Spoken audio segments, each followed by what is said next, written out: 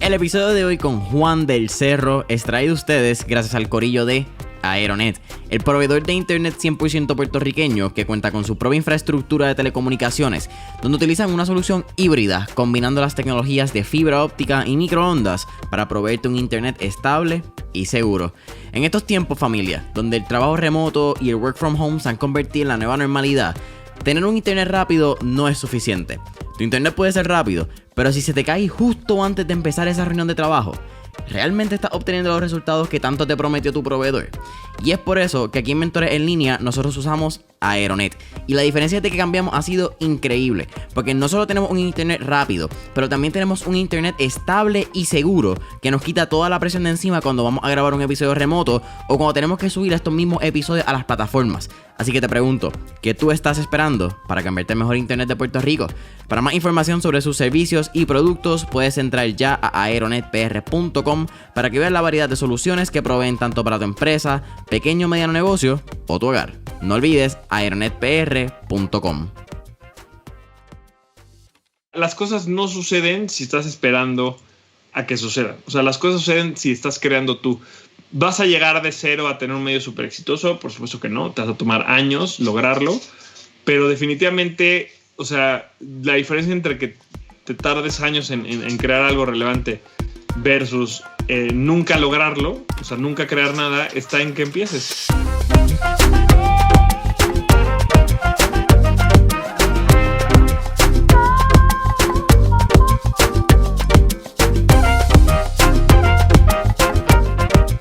¿Qué es la que hay, familia? Mi nombre es Jason Ramos y bienvenidos a Mentores en Línea, un podcast donde hablamos con los empresarios e influencers responsables por las marcas más destacadas, para que así conozcas quiénes son tus mentores en línea. Y en el episodio de hoy me acompaña Juan del Cerro, quien es fundador de Disruptivo.tv y Social Lab México, socio fundador de la Asociación de Emprendedores de México, autor del libro ¿Qué es el emprendimiento social?, conferenciante y TEDx speaker. Juan, ¿qué es la que hay? Bienvenido a Mentores en Línea. Hola, pues feliz de estar acá, feliz de sumarme a esta comunidad de mentores en línea y esperando aportar un poco a la banda que nos ve, que nos escucha y que está ahorita conectada. De entrada, antes de empezar, pues invito a toda la comunidad que nos está escuchando que me eche un grito por ahí si les gusta el programa y si les gusta lo que platico, que me echen un grito ahí en las redes sociales. Estoy como @elcerrojuan. Y Jason, fíjate que a toda la comunidad que me escriba, que me escuchó acá, que me conoció acá contigo, le quiero regalar el manual Jedi del emprendimiento social, que es la compilación más importante de la galaxia, con todos los mejores contenidos de emprendimiento social que hemos hecho en Disruptivo en 8 años. Nomás mándenme un mensajito por Instagram o por LinkedIn, díganme, conéctenme, síganme y díganme, oye, te escuché en el programa de Mentores en Línea y les comparto el manual Jedi del emprendimiento social. ¿Qué te parece, Jason? Así empezamos bien, ¿no? Así empezamos el podcast calientitos, echados a andar y con todo el power. Oye, me encanta. Y como creo que se han podido dar cuenta, Juan es un apasionado de Star Wars, de las guerras de la galaxia. Mira, algo que me pareció interesante, esto lo mencionaste en una conferencia, fue una cita que sacaste de Master Yoda, que era do or don't, there's no try. En español es haces o no haces, no hay intento, más o menos es el parafraseo. Y me parece muy interesante porque desde muy chiquito yo creo que eso es algo que a ti te ha caracterizado. Y quiero que me cuentes un poquito quién es Juan y estos inicios de... Yo creo que tienes unas destrezas de comunicación. Pero por ahí mismo estuve viendo una anécdota, casi un mito, que es que originalmente tú querías ser cineasta y te diste cuenta de tu poder de oratoria cuando hiciste una competencia de cuentos en la preparatoria. Ah, sí. Fíjate, qué padre que me preguntas eso porque nunca sale en mis conferencias y nunca sale en mis pláticas. Yo creo que es una anécdota que pues, no está vinculada tan directamente con el emprendimiento social. Entonces, y ya pues, tiene pues, un montón de años. Entonces, no sale tanto, pero me gusta platicarla. Esta será la segunda o tercera vez que la cuento. Así que qué padre porque así no cuento la misma historia siempre, ¿no? Oye, pues mira, la verdad es que no es una historia tan... O sea, no es una aventura tan loca, simplemente en la escuela en la que yo iba, en los últimos años sobre todo, no me tocó antes, pero en los años de la prepa se empezaron a organizar unas olimpiadas con otras escuelas. Yo digo que son las olimpiadas de los nerds, ¿no? Porque es no son de deporte, son más bien de oratoria, de matemáticas, de cuento, de pues como más de este estilo. Y un año un profesor pues no nos obligó, pero como parte de la clase de literatura, nos hizo hacer cuentos y con los cuentos aplicamos el concurso. Y yo escribí uno, que por ahí lo tengo, escribí uno en inglés y uno en español, apliqué las dos, y en inglés justamente pues avancé y gané, no me acuerdo, creo que segundo lugar. Ahí lo tengo todavía, no tiene nada que ver con el emprendimiento, con el impacto social, pues yo tendría, no sé, 17 años. Se llamaba Tears of an Angel, se llamaba Lágrimas de un Ángel, así se llamaba el libro, el cuento. Y lo padre fue que gané el concurso. Yo nunca había escrito, nunca había visto como, en ese momento no había blogs, en ese momento no había, o sea, para que se den una idea, esto haber sido en el 2003 o en el 2004 y Facebook empezó en el 2006, ¿no? Había blogs, pero realmente no era tan común, no había smartphones, no había, entonces la generación de contenido por internet pues no existía como existe hoy en día. Pero ese día me di cuenta, con ese concurso me di cuenta que me gustaba escribir y que además pues era bueno para escribir, porque realmente nunca había tomado un training ni nada, ¿no? Y ya como que se quedó ahí eso, pero se me quedó el gusanito siempre de escribir, de contar historias. Además también quería estudiar cine, entonces como que estaba medio conectado. Y ese mismo año, pero bueno, tanto ese año como el año siguiente, además de participar en cuento, otro profesor diferente, que era el coordinador académico de la escuela, me invitó a que participara en el concurso de oratoria. Y el concurso de oratoria, al menos en los que había en mi época en la escuela, pues era como te preparabas y dabas un discurso sobre un tema específico, ¿no? Te decían, no sé, la identidad de género, por decirte algo, ¿no? Entonces tenías que hacer una investigación rápida porque tenías 10, 15 minutos para prepararte, tenías que dar un discurso de 3 minutos y te calificaban la forma, te calificaban el estilo, te calificaban cómo te movías, qué también hilabas las ideas. Y participé dos años seguidos en el concurso. La verdad es que nunca gané nada, ¿no? Pero me di cuenta que me gustaba hablar en público, se me quitó mucho el miedo a hablar en público ahí. Bueno, no sé si nunca tuve, más bien ahí empecé como a enfrentarme a esto. También vi que era una habilidad que tenía y como que fueron dos cosas, tanto el escribir como el hablar en público, que arrastré y llevé conmigo a toda mi carrera universitaria y obviamente pues a mi carrera profesional. Entonces me parece que es padre porque hoy en día una parte muy importante de mi trabajo es redacción, o sea, escribo mucho contenido, he publicado libros, no escribo tanto como me gustaría.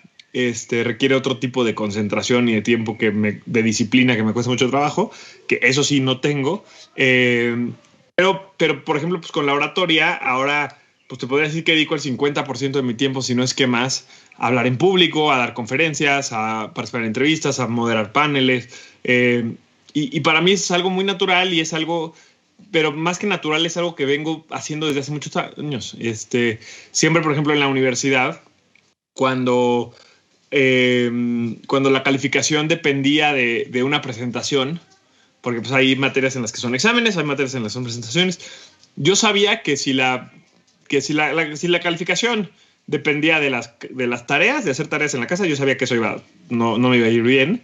Si el 30% de las materias eran calificaciones, yo sabía que iba a sacar 7 como máximo, ¿no? Y ya estaba en paz con eso. De chavo sí fui de puros 9 y 10, pero ya en la universidad me di cuenta que tenía fortalezas y tenía debilidades. Hacer tareas en la casa no era lo mío, porque siempre estaba en la estación de radio, estaba en el techo, estaba haciendo cosas, pues no me sentaba a hacer la tarea. Nunca. Y literal había veces que si eran 3 puntos, o sea, 30% de la calificación, sacaba 0 en tareas. Entonces, pues le echaba ganas para sacar 7 con lo demás. Pero bueno, el punto es que cuando había examen, le tenía que echar un chingo de ganas y podía sacar 7, 8, 9, ¿no? Pero sabía que si la calificación dependía de una presentación final, sabía que me iba a sacar 10 en esa materia. Porque ahí sí me gustaba hacer las presentaciones, o sea, del diseño de las presentaciones y demás. Y me encantaba hablar en público y lo hacía muy bien y conectaba muy bien. Y luego además también aprendí a editar video en mi casa. Entonces, de nuevo, como muy sencillo, sin todas las herramientas que hay ahora, con el Windows Movie Maker. Pero pues nadie más lo hacía, sobre todo en una carrera como la de administración de empresas que yo estudié, de negocios, ¿no? Entonces, pues ahí como que todas esas cosas, ya estoy mezclando historias, pero como que todas esas cosas me fueron llevando a darme cuenta, pues que tengo ciertas fortalezas que no todo el mundo en mi sector tiene, y pues que es una super idea aplicarlas y encaminarlas a ¿cómo se llama? Encaminarlas hacia una misión, hacia un objetivo que ahorita pues, es mi empresa, es generar impacto, pero son esos mismos skills, es hablar en público, es escribir, es conectar con la audiencia, es crear contenido, comunicación, ¿no? Entonces me parece que es como un estudio bien interesante de por qué hoy soy quien soy y por qué hoy hago lo que hago. Me siento súper identificado con lo de las clases y las presentaciones. Creo que pocas veces me siento así identificado en el podcast porque es completamente así. Si hay una presentación, me tiro para atrás. Yo sé que esto estamos relax, que cuando venga presentación yo voy a meterle mano. Si es tarea, pues fíjate, muchas veces no es que ni la haga ni que la haga mal. Es que se me olvida que tengo tarea y por eso saco 0. So, es como que medio diferente. Y fíjate que me parece bien interesante esto porque también habla un poco de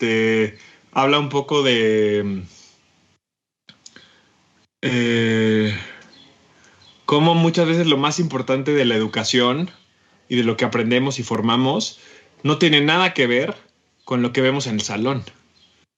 O sea, a ver, yo aprendí muchas cosas valiosísimas en el salón y jamás diría que no estudies ni nada. Pero más allá de las habilidades y los conocimientos que aprendes en el salón, hoy te diría el core business de lo que yo hago son habilidades que aprendí fuera, en actividades fuera del salón.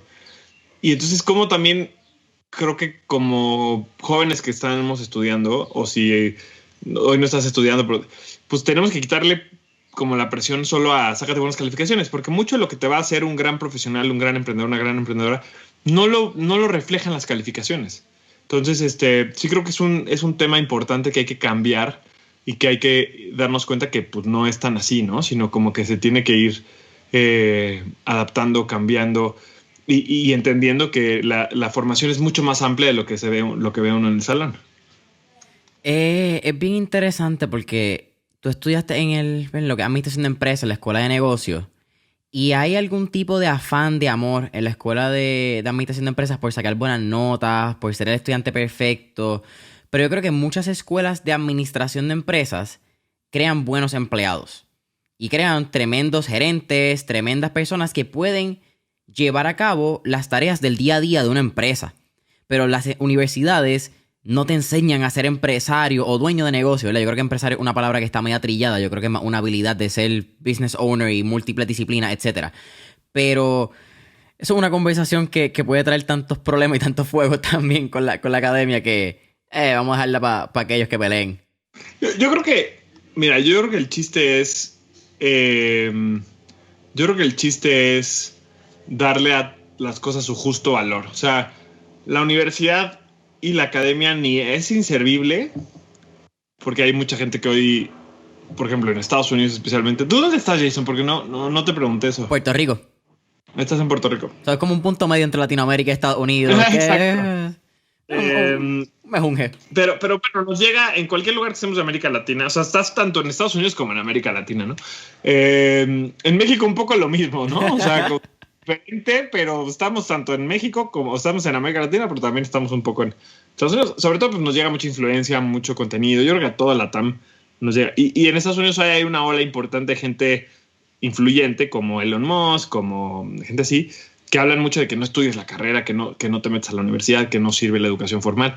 Y creo que hay que... O sea, yo no estoy tan de acuerdo. Yo creo que hay que darle la justa dimensión. Además de que el contexto social y económico de Estados Unidos versus América Latina es muy distinto. Yo creo que el chiste no es decir no sirve o es la panacea. Para mí, y como me formaron y lo que mis papás me dijeron es que era la panacea. O sea, la universidad era lo máximo y que estudiar una carrera te iba a crear carrera profesional, te iba a dar oportunidades, o sea, era eso o nada. Lo mismo con la maestría, que además por eso pues, yo ya nunca estudié maestría, bueno, hasta ahora. Y pues sí medio rompí un poco con esto. Por otro lado, ahora se dice que pues, la universidad no sirve, ¿no? Yo creo que hay que darle a las cosas, te digo, su justo valor. Para mí, la universidad te da muchas cosas que son muy buenas, pero no puedes basarte solo en la universidad y solo lo que aprendes en el salón, que es lo mismo que estaba diciendo hace rato, y creer que ya con eso te resuelves. ¿Por qué? Porque efectivamente las universidades son instituciones y como todo hay instituciones que son muy actualizadas y hay instituciones que siguen siendo pues, de un pensamiento que cada vez es más obsoleto. Por ejemplo, cuando yo estudiaba, yo llegué a estar en el consejo técnico de la carrera, presidente de la sociedad de alumnos, o sea, me metí hasta la cocina, ¿no? Y estamos hablando de que yo estudié en una universidad privada de cierto prestigio en México. He tenido mucho privilegio en ese sentido. Y el más grande orgullo de la dirección de la carrera y de quienes lideran la carrera era que los egresados pues no solo de mi carrera, sino de todas las carreras que tenían que ver con negocios y temas administrativos de la universidad, acababan trabajando en las grandes empresas. Y entonces, pues hoy en día yo pienso, pues qué tanto realmente eso es algo que tenga que ser prestigio. No está mal, se necesita, o sea, estas grandes empresas generan valor, obviamente que tienen que hacer mejor las cosas y tienen una responsabilidad muy importante, es otra conversación. Pero también necesitamos universidades donde se promueva, o sea, también necesitamos que las universidades, y yo sí creo que ha ido cambiando la cosa, más o menos dependerá de la universidad, pero sí creo que las universidades tienen que buscar que sus alumnos creen, que sus alumnos busquen otros caminos, que sus alumnos busquen otras formas de resolver las cosas y no solamente se vayan por el camino tradicional de conseguir un empleo y ya, ¿no? O sea, pero también pues tiene que venir de nosotros, tiene que venir de los alumnos. Para muchos va a ser el camino del emprendimiento, no para todos. Pero bueno, de nuevo, o sea, como que no, lo que yo creo que puede ser un peligroso es que tú te bases al 100% en lo que tu carrera, lo que tu universidad dice o lo que te enseña tu carrera de la forma tradicional y creas que con eso ya estás hecho, ¿no? Claro, mira, yo creo que, y aquí atándolo un poco con tu historia, para mí el valor añadido más grande que tiene la universidad es tu network, es las personas que tú conoces, es con quién te rodeas y cómo puedes maximizar esas conexiones a largo plazo. Y entiende, y aquí tú me corriges, que más o menos así es tu historia. Tú enganchas con lo que es Techo, la fundación, a través de un conocido y eventualmente también pasa con Disruptivo, pero no vamos a llegar ahí. Entiendo que Disruptivo pasa el podcast con un compañero que tenía en Iberio 90.9, que era la estación de radio de la universidad. Pero, ¿cómo llegas a Techo? Y entonces, dentro de Techo, ¿qué sucede? Que tú te das cuenta que el emprendimiento social es algo viable más allá que simplemente tener que emprender para hacer ganancias. ¿En qué momento, perdón, es que me distraje aquí en la casa, ¿en qué momento me doy cuenta que el emprendimiento social se vuelve como un camino viable? Sí, ¿y qué te enseña Techo de eso? Porque como tú estabas hablando, hablamos de lo que es la universidad, y en universidad en administración de empresas te enseñan mucho que las compañías tienen que hacer dinero. Y que luego el dinero, luego de que tú hagas todas tus taxes, todos tus impuestos, pues te queda X% y eso es para ti. En este caso, tú estabas en una sin fines de lucro y encuentras como que este punto medio, ¿verdad? Este diagrama de Venn entre, que al fin y al cabo es emprendimiento social, que era la otra pregunta, que es emprendimiento social. Pero nada, cuéntame, y hablamos después. Esto va a correr, relax. Pues mira, o sea, en realidad en Techo no aprendí exactamente acerca del tema de las empresas sociales. Eso lo aprendí posterior. Porque Techo es una organización sin fines de lucro. Cuando yo estuve en Techo, el movimiento de las empresas sociales, no quiero decir que no existía, pero existía de manera pues todavía muy, muy, muy insípida. Había poquitas organizaciones que dedicaban a esto. Incluso yo en algún momento conocí en una ocasión se me acercaron, siendo yo director general de Techo, una organización que se llama Shoka, que esta historia ya la he contado muchas veces y hasta hoy me da pena, ¿no? Pero que es súper relevante. Y se me acercó hablándome de emprendedores sociales y yo, sin entender de lo que se trataba, pues no fui a la reunión, mandé a alguien más, porque yo pensaba que lo que hacían se dedicaba a como trabajar con jóvenes de las comunidades vulnerables para ser los emprendedores. Y yo no me dedicaba dentro de Techo a esa parte del trabajo de campo, entonces pues ya ni fui, ahí lo dejé pasar. Lo que sí me dio Techo a mí fue que me ayudó a encontrar y a desarrollar un enorme sentido de propósito. Y creo que eso es algo que yo siempre voy a estar agradecido con la organización, por eso siempre trato de seguir sumando, aportando, construyendo, porque creo que la labor de Techo es importantísima en cuanto a que le ayuda a los jóvenes a encontrar sentido de propósito, que por cierto no te lo da la universidad, conectando con el punto, bueno, no a todos se los da a mí no me lo dio la universidad. Salió gracias a o sea, la universidad me llevó a entrar a Techo y en Techo lo encontré. Entonces, ahí de nuevo está el valor de lo que pasa en la universidad fuera del salón. Pero, ¿cómo se llama? Pero bueno, estando en Techo yo me di cuenta que yo tenía la capacidad de impactar la vida de las personas con mi trabajo, y me di cuenta que, o sea, fue donde realmente me di cuenta que venía yo de una situación de privilegio enorme en un país donde hay muchísima vulnerabilidad, pobreza, desigualdad, violencia, etcétera, y que sí podía hacer algo al respecto. Entonces, desde la primera vez que fui a Techo, y esto lo tengo clarísimo y me acuerdo perfectamente el sentimiento del pensamiento, de todo, me di cuenta que mi vida se tenía que tratar de los demás. Mi vida se tenía que tratar de impactar la vida de los demás, especialmente los que menos tenían. Y yo creo que lo que ha ido variando es el cómo, pero no el qué. O sea, mi why, como dice Simon Sinek, ¿no? En que todos ya conocemos esa famosísima Start with Why, es ayudar. Bueno, no ayudar, no usa la palabra ayudar tanto, pero es hacer mejor la vida de los demás, ¿no? Y el cómo lo he ido cambiando. Justamente después de salir de Techo me encuentro con el concepto del emprendimiento social, pero una vez que encuentras tu propósito y una vez que como que se forja dentro de ti ese feeling de propósito, es bien difícil que cambie, es bien difícil que, o sea, no evoluciona quizá, pero creo que es difícil que la gente lo deje, ¿no? Y te guía, te da energía, te da vida, te da espíritu. Yo sí creo que la gente que tiene un propósito mayor a sí mismo es mucho más resiliente, aguanta mucho más los chingadazos de la vida que los demás. Por eso creo que los emprendedores sociales que tienen un propósito más allá del dinero aguantan más que las empresas los emprendedores que solo buscan crear dinero. Entonces, eso me dio Techo para mí, ¿no? Ese feeling de propósito, y que creo de nuevo que es algo que todo mundo debe de buscar. ¿Y cómo encuentras ese propósito? Pues viviendo diferentes experiencias, participando en diferentes iniciativas, saliendo a vivir, ¿no? Y saliendo a actuar. Y eventualmente eso te lleva a encontrar y desarrollar. Creo que es una combinación entre encontrar y desarrollar tu propósito. Porque mucha gente fue conmigo a Techo, pero no todos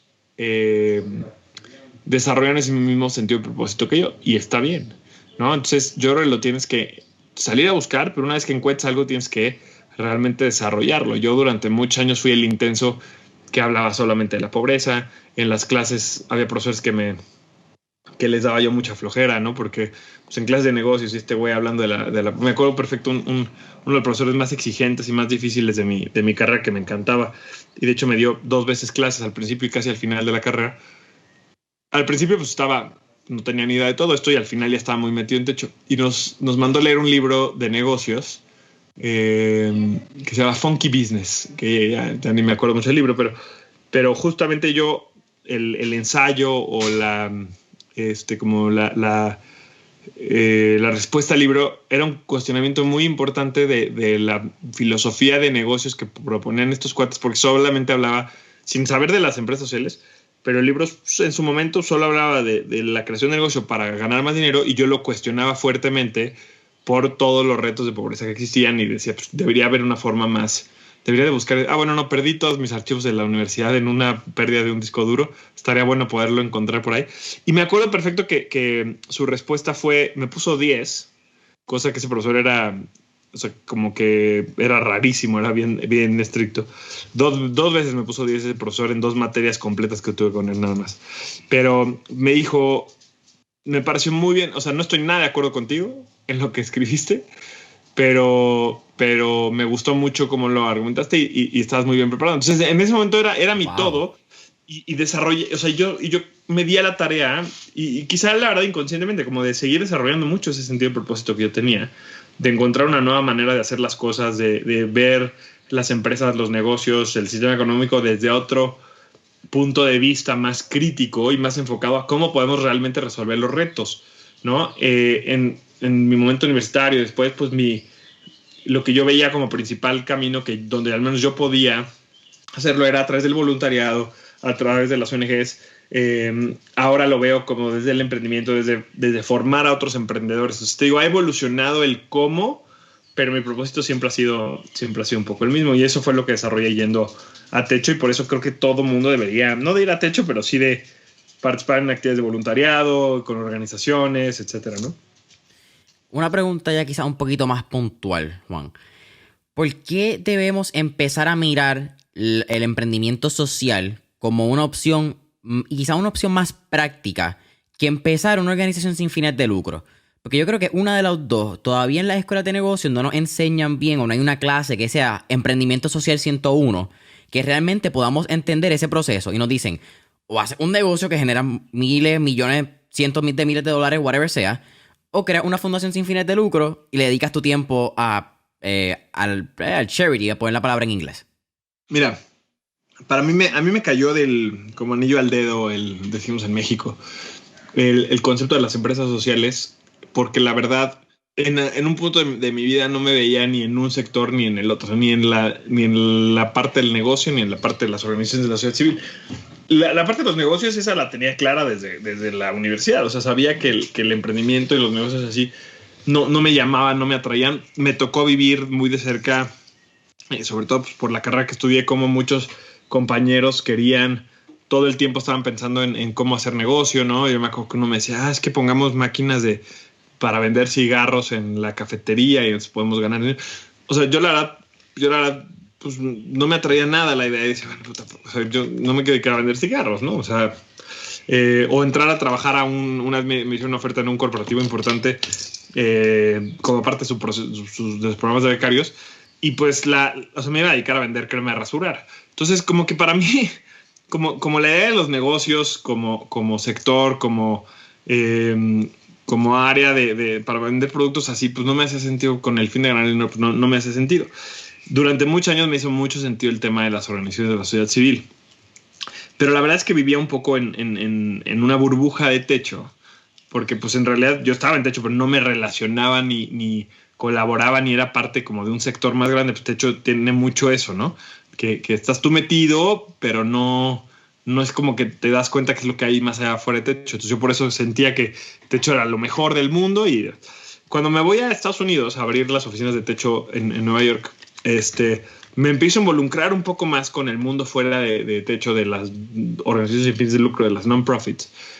Y yo creo que pasan como dos rompimientos para mí, porque ya, o sea, te digo, la parte de los negocios, pues ya sabía que no, o al menos no me llamaba la atención en ese momento, y la parte de las organizaciones de la sociedad civil hasta ese momento me llamaban mucho la atención, pero ahí pasaron dos cosas. Uno, un desgaste terrible de estar pidiendo dinero. O sea, charity, o sea, conseguir donantes, que no es lo mismo que vender, es bien feo, porque tienes que estar pidiendo dinero, tienes que estar viendo si la gente te quiere dar, tienes que convencer de la causa. Gente que es muy buena para eso. Yo lo hice muchos años y tuve como pues, logros interesantes, pero la verdad es que me desgastó muchísimo. Sobre todo ese último año en techo era lo único que hacía, era pedir dinero. O sea, fue un año de allá no tenía equipo, allá no construíamos, allá solo era pedir dinero. Y la verdad sí fue un proceso bien desgastante de estar siempre como en esa postura de, ay, por favor, ayúdame, ¿no? Pero la otra también me di cuenta que en el sector de las non-profits en lo general, pues había ideas, no todas, yo creo que es un sector que también se está renovando, pero al menos en mi experiencia, pues sí me encontré muchas organizaciones pues con conceptos y preceptos bastante tradicionales, que no se están actualizando, que hay algunos casos, por ejemplo, padrísimos de organizaciones que rompen este esquema. Charity Water, por ejemplo, es una organización que hoy admiro muchísimo.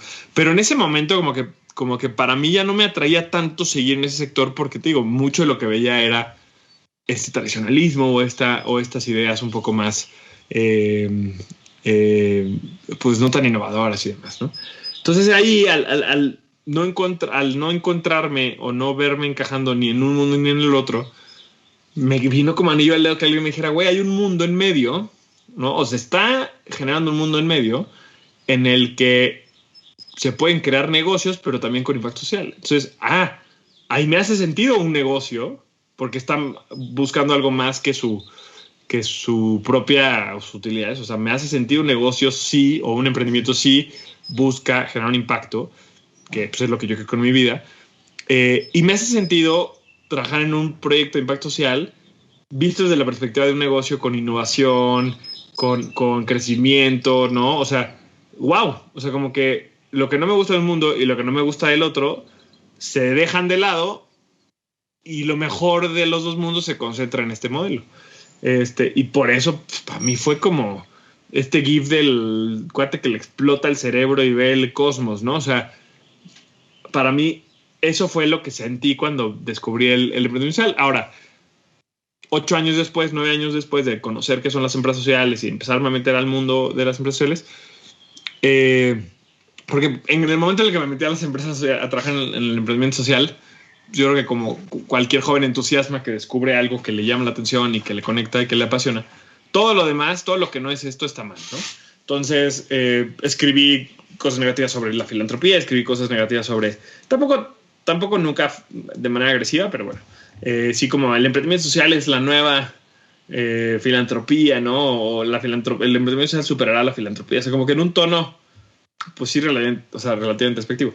Hoy en día lo que me doy cuenta y lo que he aprendido es que todo tiene su punto, todo tiene su razón de ser. O sea, las empresas que no son sociales tienen su razón de ser, que deberían ser socialmente responsables, ¿no? O sea, me parece que no hay excusa para la que una empresa tenga, o sea, degrade el medio ambiente o explote a sus trabajadores. O sea, eso me parece que para eso sí no hay lugar. Pero no todas las empresas van a ser sociales, ¿no? Deben de tener prácticas de impacto positivo, aunque no sean empresas de impacto social. Y del mismo lado, pues hay un lugar para la filantropía. Hay organizaciones sin fines de lucro que hacen cosas que quizá no se pueden hacer desde una visión de negocios. Y entonces creo que lo interesante es ver cómo creamos y cómo colaboramos entre los tres sectores y obviamente incluyendo el gobierno, la academia, etcétera, con objetivos en común que deben de ser resolver los grandes retos sociales, la pobreza, la desigualdad, la violencia de género, el cambio climático, etcétera, etcétera, ¿no? Que tú acabas de matar 2 preguntas que yo te tenía, pero miren, en una oración, y suena increíble. Y las voy a recalcar para que la gente también entienda. La primera era esa pregunta de que si era lo mismo, o cuáles eran las diferencias entre un emprendimiento social, de impacto, y tener una responsabilidad social corporativa. Porque ese tema de CSR, Corporate Social Responsibilities, se ha vuelto como que bien trending topic en los pasados 2 años. Pero no es lo mismo, en mi opinión, y yo creo que tú acabas de decir lo mismo. Hay una diferencia entre ser una empresa que tiene un enfoque de impacto social y ser una empresa que dentro de su modelo económico tienen una responsabilidad social con el ambiente, con sus empleados, etc. Son 2 cosas muy distintas. Y la segunda que contestaste es, yo creo que algo que ustedes hacen mucho en Social Lab México, que Social Lab, si no me equivoco, empieza en Chile, y entonces tú lo traes a México con el equipo. Pero es eso, la importancia de la integración de los 3 sectores para resolver los problemas que enfrentamos hoy en día como sociedad. Y eso, por lo menos en Puerto Rico, es algo que todavía batallamos. En la academia brega con las organizaciones sin fines de lucro, quizás la academia funciona con el gobierno, pero no hay esta relación intrínseca entre los 3 que pueden los 3 remar en una misma dirección para poder resolver los problemas que creo que parecen obvios, pero son tan y tan obvios que a veces no sabemos cómo resolverlos. Y eso es bien frustrante. Fíjate que es un puntazo y es un puntazo y creo que hay mucho trabajo por hacer en todos los sectores, en todos los países. Creo que hay una como... Oye, ha estado muy buena la plática, Jason. Me gusta mucho, perdón por el paréntesis, pero No, gracias, como que a veces ya me siento como robotito diciendo lo mismo siempre y siento que había estado más reflexivo el tema. Y está padre. Fíjate que es bien interesante lo que dices. Yo creo que lo que pasa es un fenómeno, probablemente no sea lo único, pero identifico, bueno, 2 fenómenos que van muy de la mano, ¿no? El primero es que todas las organizaciones pues siempre van a tener, o todos estos sectores de impacto social y gubernamentales y demás, siempre van a tener una dicotomía, ¿no? O sea, como que trabajan con fuerzas que pueden ser a veces ajenas y los jalan para 2 lugares diferentes. O sea, una organización sin fines de lucro, una empresa social, pues claro que tiene un objetivo de impacto social, ¿no? Y por ende hace sentido colaborar con otras organizaciones, trabajar en red, trabajar en comunidad, ¿no? O sea, pues sí, obviamente. Y yo lo he escuchado muchísimo, he escuchado siempre desde que estaba en Techo y que ahí participé con el CEMEFI, que es el Centro Mexicano de la Filantropía, y ahora en Disruptivo he trabajado mucho con el ecosistema emprendedor. Y siempre se ha hablado de la importancia de trabajar en red, de colaborar para lograr estos grandes objetivos.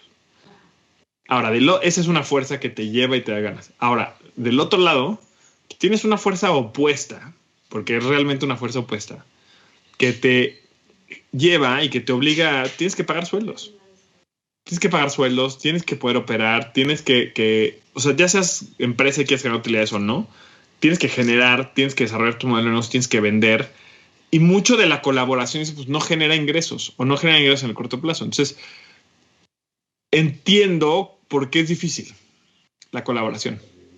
Entiendo por qué es un reto. Porque todo el mundo tiene al mismo tiempo que colaborar, que pelear por la supervivencia, ¿no?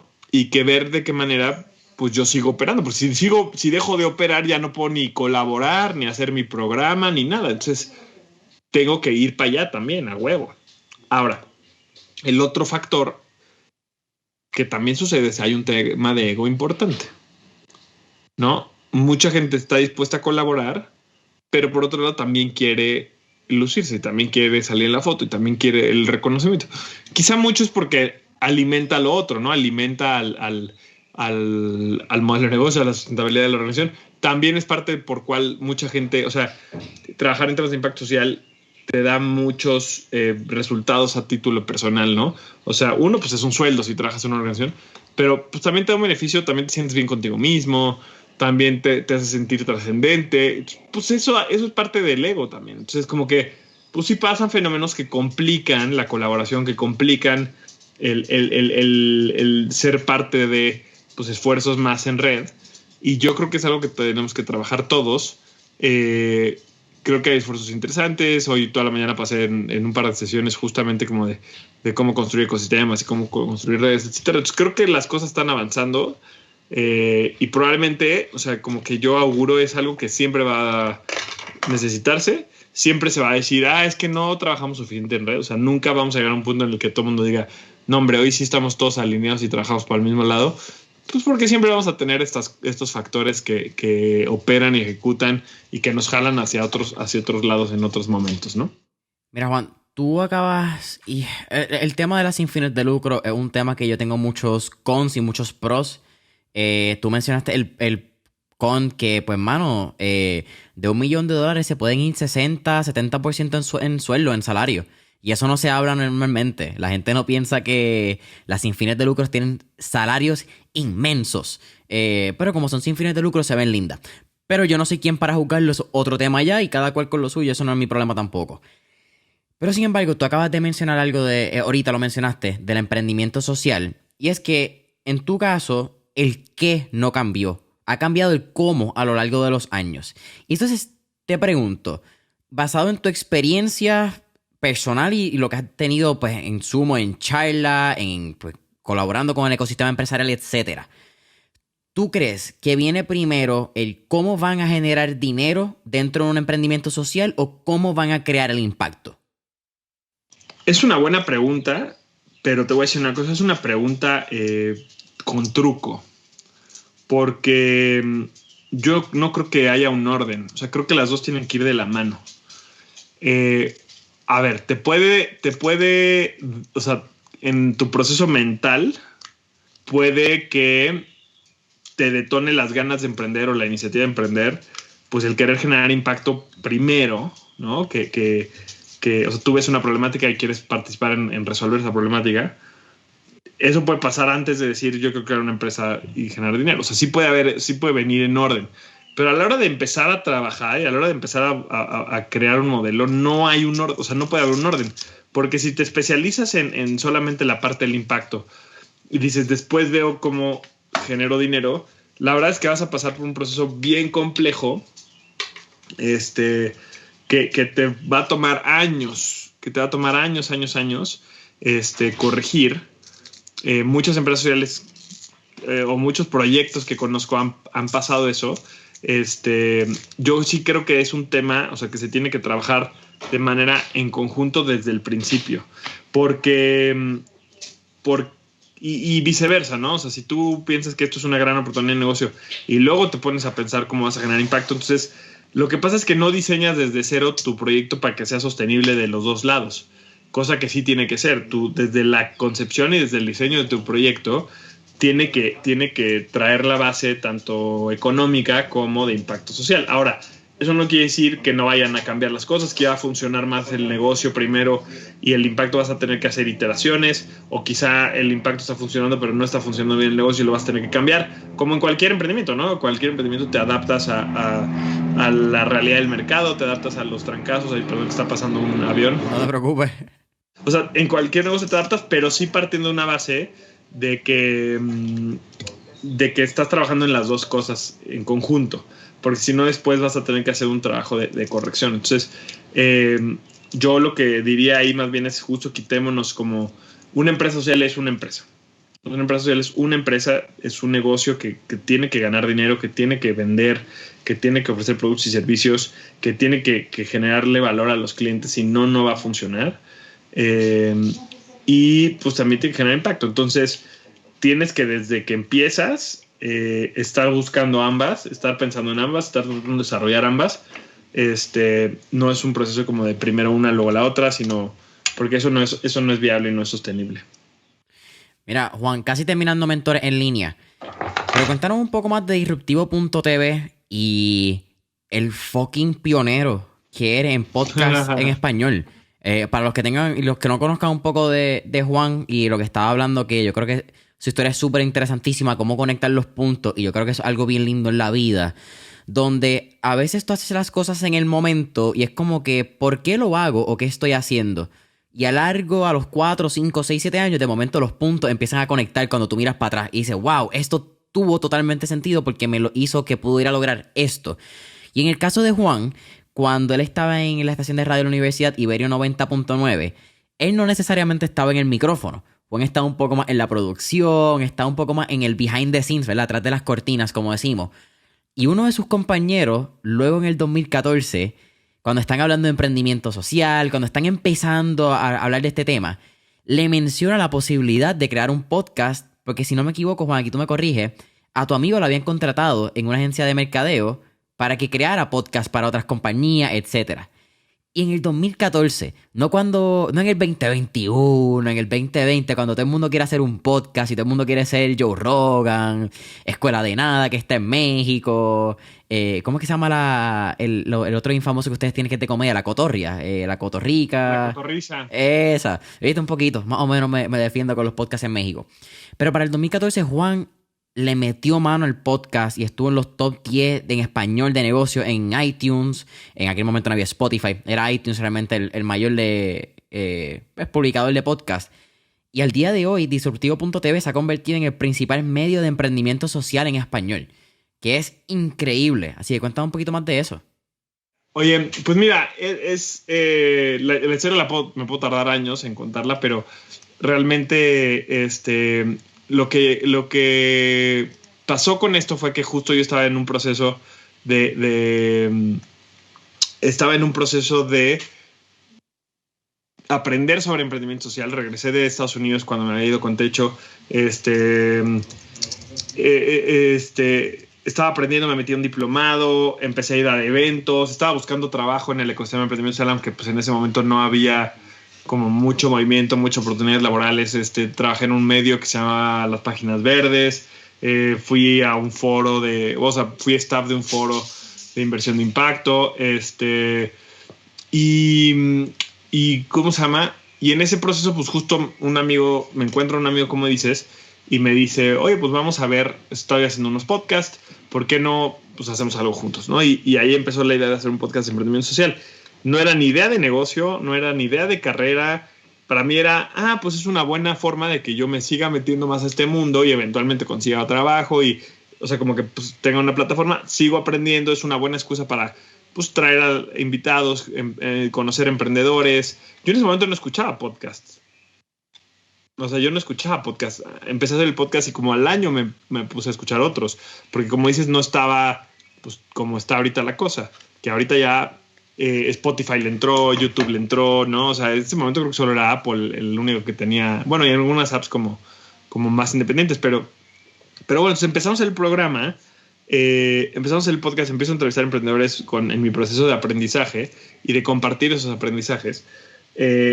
Reconecto con algo que había dejado, porque todo mi tiempo en Techo dejé de lado mi pasión por la comunicación, ¿no? O sea, mi pasión por la comunicación, mi pasión por todo lo que había, que me gustaba tanto desde antes, desde la prepa en la universidad, que lo había dejado de fuera. Y entonces digo, no, pues es que sí me gusta mucho esto.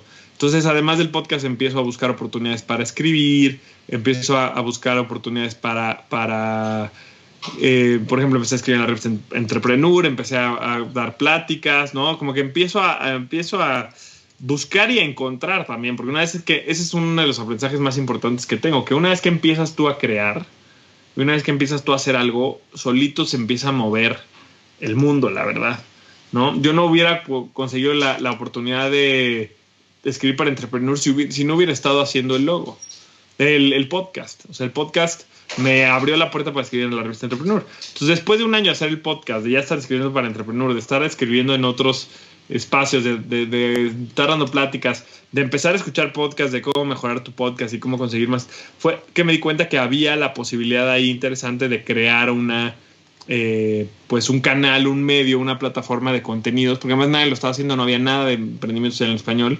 y así fue como empezó la cosa. Yo en ese ratito, todo ese primer año estaba estudiando para irme de maestría. Yo pensaba trabajar 1 año o 2 en lo que entraba la maestría y luego irme y dejar las cosas que estaba haciendo en México, porque no era mi empresa, no era mi proyecto. Cuando se convierte el Disruptivo en un medio en el 2015, después de 1 año de haber lanzado el podcast, seguía sin tener esa claridad de que eso iba a ser mi negocio, pero pues ya era un proyecto más choncho, ya no era un hobby de 1 hora a la semana, ya era un hobby de 15 horas a la semana, ¿no?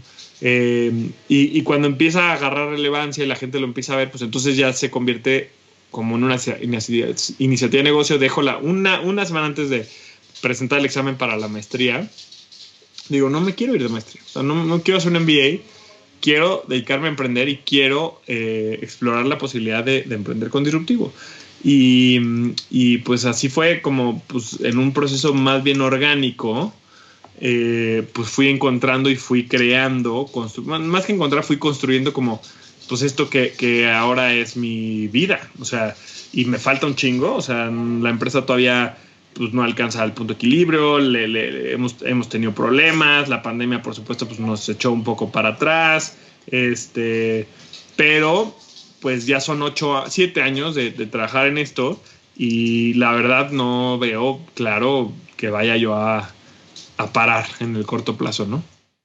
Si tuvieras una recomendación, hacerlo bien puntual, para alguien que está buscando no crecer un podcast, porque yo creo que ahora todo el mundo habla de cómo crecer un podcast y al fin y al cabo el podcast yo creo que se trata más de encontrarte a ti mismo y cómo tú ves el estilo de comunicación y cómo tú conectas con las personas, pero un medio digital, ¿cuál sería esa recomendación de Juan del Cerro? Yo diría que si tienes un tema que te gusta, empieces a crear contenido.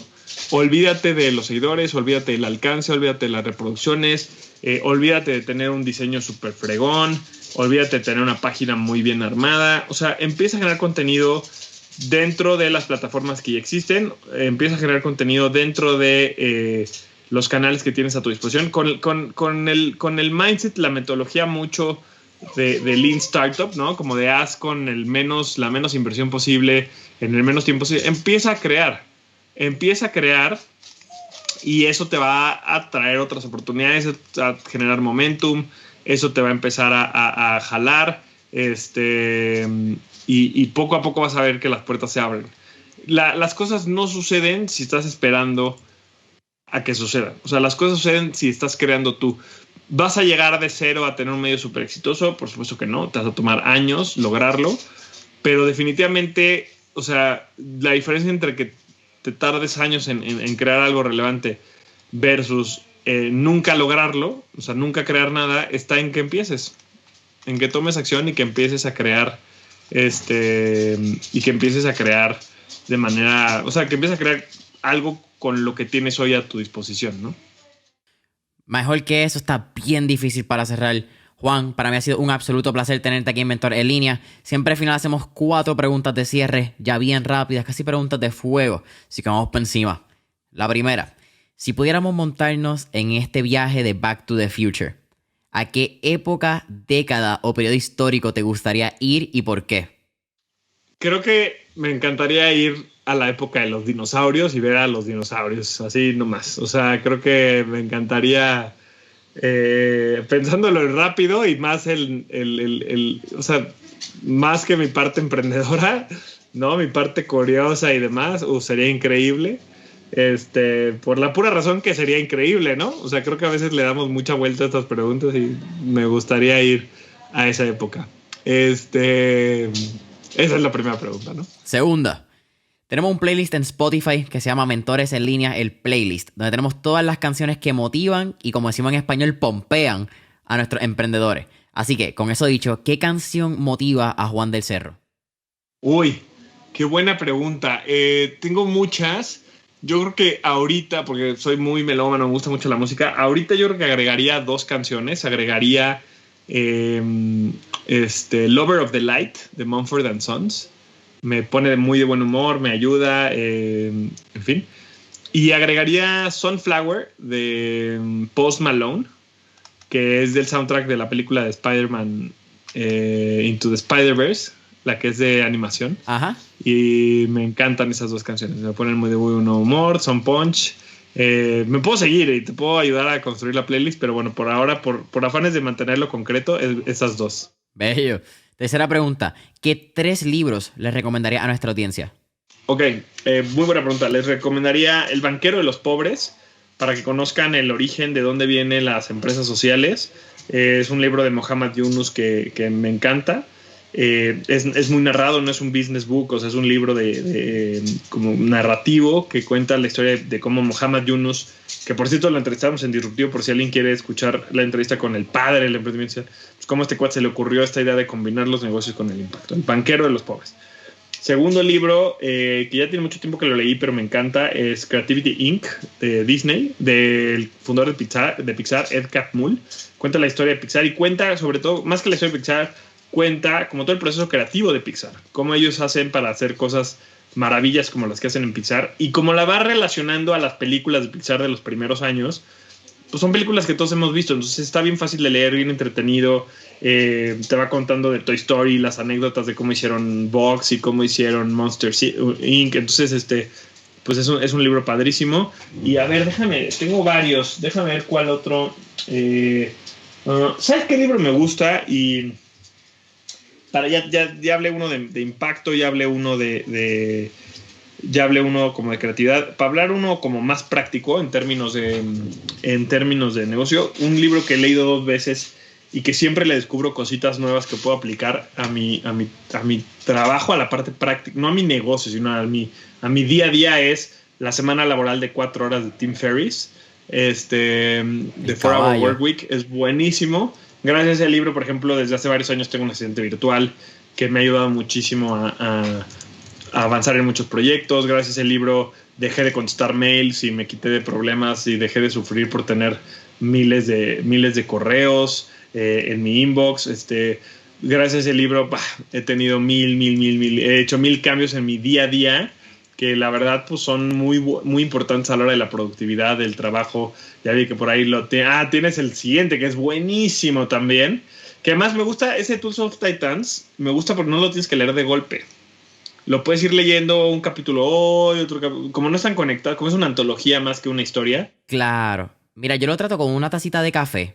Trato de buscar, hay algunos que son más largos, hay unos que duran 6, 7, 8 páginas, que puede ser ya quizás como un poquito más extenso, pero con la primera tacita de café por la mañana, tú encuentras un Mark Cuban, un Jamie Foxx, un Peter Thiel, que para mí fue increíble leerlo, un Eric Weinstein de Thiel Capital, y simplemente te insumes en esos 2-3 minutitos por la mañana y tu día entra con otra perspectiva. Simplemente es añadirle 1% de educación a tu día. Esa es como que mi teoría. Claro. Sí, de acuerdo. Pues esos 3, El banquero de los pobres de Muhammad Yunus, Creativity Inc., que en español se llama Creatividad S.A., de Ed Catmull, y ¿cómo se llama? El tercero de La semana laboral de 4 horas, de 4-Hour Workweek, de Tim Ferriss. Bello. Juan, te iba a decir Tim. Juan, última pregunta para terminar Mentores en Línea. ¿Cuál sería un último tip o recomendación que le daría a nuestros escuchas? Pues mira, ya les dije que empiecen ya, que empiecen a tomar acción, que creo que es uno de los, o sea, en general es una de las recomendaciones más importantes que creo que siempre doy. Quisiera dar otra más.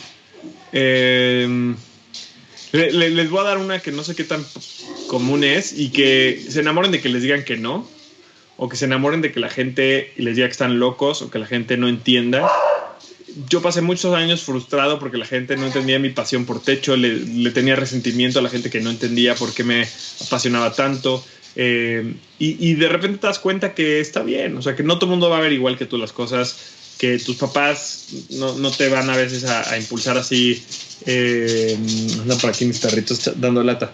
O sea, que hay muchas cosas en realidad en las que... Muchas cosas que mucha gente que en realidad nunca va a compartir la misma visión que tienes tú, y está bien, pero no debe de frenarte, ¿no? Un cliente te puede decir que no, un inversionista te puede decir que no, tus papás te pueden decir que no lo hagas, tus amigos te pueden reír de ti, y no significa nada para ti. O sea, no significa nada de ti, no significa nada de tu negocio. Es parte normal, es una parte natural del trabajo, y creo que por eso, pues, desde mientras más pronto, mientras más temprano te vuelvas fan de que te digan que no, más fácil vas a tener la vida y más feliz vas a ser en tu camino de emprendimiento, en tu camino de creador, en tu camino de vivir con un propósito. Para mí ha sido un placer tenerte aquí, Juan. Eres un crack de los de verdad. Cuéntanos, ¿dónde pueden conseguir a Disruptivo, Social Lab México y a Juan del Cerro en las redes sociales?